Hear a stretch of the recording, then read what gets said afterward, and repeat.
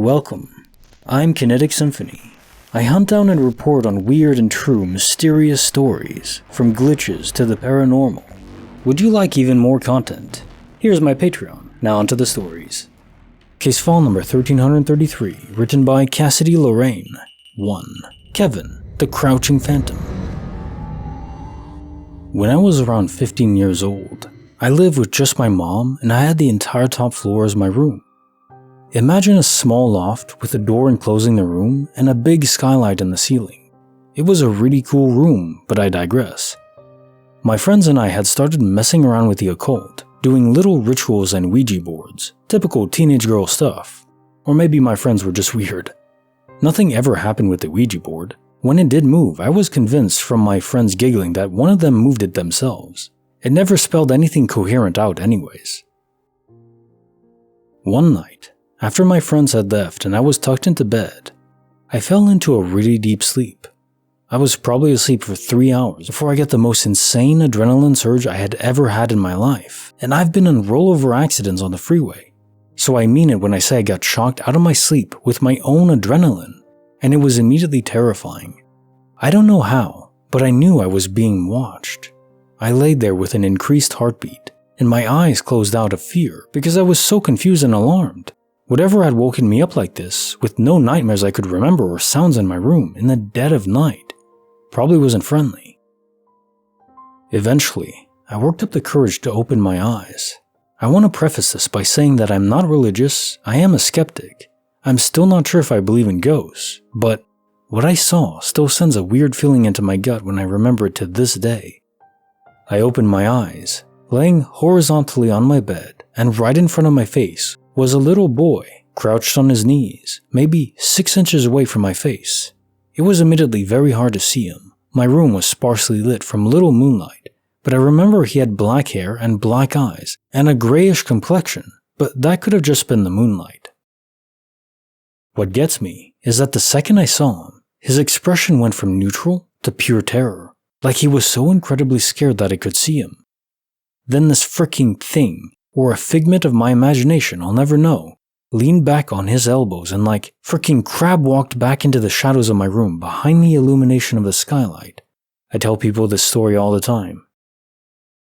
I sat there in the most insane fear I've ever had to this day, for what felt like centuries. It was probably around an hour, before I got up the courage to scream bloody murder from my mom downstairs. My mom used to tease me about it, because of course she didn't find anything. She named the ghost Kevin, and we started blaming missing things or random stuff happening on Kevin. She thought it was funny, and I played along. But I will never forget what I saw. The adrenaline coursing through my veins made the possibility of it being a dream completely nil. It was so damn weird, and I'll think about it till the day I die. Case file 1333. Kevin, the Crouching Ghost. That a ghost might be scared that we can see them, not the other way around, is quite the twist. There's some logic to it. For the majority of your existence as a spirit, no one ever realizes you're there. So it's as if you're adorned with a persistent cloak of invisibility, and then in one instant, someone notices you. You're just watching them sleep, maybe bored, maybe interested in them for some reason, and then they notice you? When that's never happened before?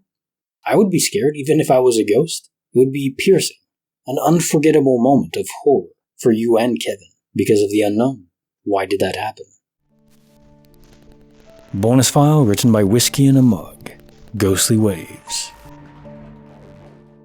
I live in a brand new apartment building with my partner. I had just been discharged from the hospital after having surgery on my broken arm. My partner was at work. I was lying on the couch in my living room scrolling Reddit with my 2 cats asleep next to me. Both cats simultaneously snap awake and look towards the hallway. I glance over and see a 4-foot shadowy figure peeking around the corner at me. I couldn't make out any facial features at all, but I definitely saw a head, shoulders, and one arm holding the corner as if it was balancing itself. It felt playful in nature, and at the time, I honestly chalked it up to the painkillers I was prescribed and moved on. A few weeks went by. I had my cast and stitches removed and was off said painkillers. My partner and I had the night off together, so we decided to order takeout and watch a movie. At that point, I got up to use the restroom, and as I was on the toilet, I heard a pitter-patter of someone walking frantically down the hallway. Weird, but okay. When I returned to the living room, my partner asked me why I'd gone to the kitchen and back to the bathroom. I thought it was him. A few nights later, we're in bed when he sits bolt upright and flies towards our bedroom door. It was cracked open so the cats could meander in and out. I rolled over, startled by the sudden movement, and asked him what's wrong. I heard footsteps and it waved at me. What waved at you? Someone is making a shadow in the nightlight. It waved at me through the crack in the door. We cleared the apartment and there was no one there. The cats have become obsessed with crying in the hallway closet, doing the usual weird cat stuff, i.e. there's nothing there, why are you howling, what are you looking at, why are you suddenly so spooked behavior. Not the creepiest thing by any means, I just can't find any explanation for the sudden presences in a brand new building. Case notes of the bonus file. Ghostly waves. 4 foot tall and a pitter-patter sound? I believe you're playing host to a haunting of a large dog. The waving your boyfriend saw in the shadow could have been a moving paw or maybe a wagging of a ghostly tail. Indeed, via the auditory clue, I don't think this was human. Or maybe it's a human and also his pet. Maybe both of them. I would imagine if a pet dies, and with the owner too, just that traumatic bond could make them linger behind. Again, just a fragment of it. Now time for the quote of the day. The test of a first-rate intelligence is the ability to hold two opposed ideas in the mind at the same time, and still retain the ability to function. F. Scott Fitzgerald. They have a word for this, cognitive dissonance.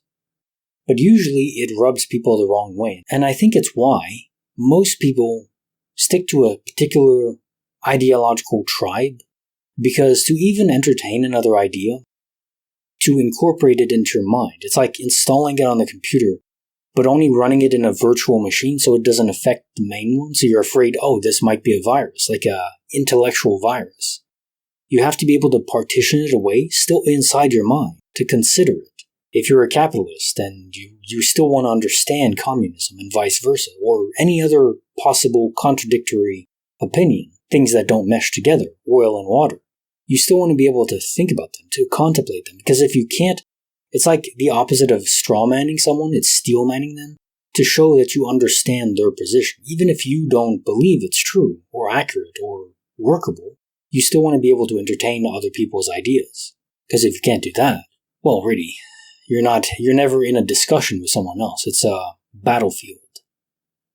That's it. And that always ends bloody. Like the video, subscribe, hit the bell. Kinetic Symphony signing off.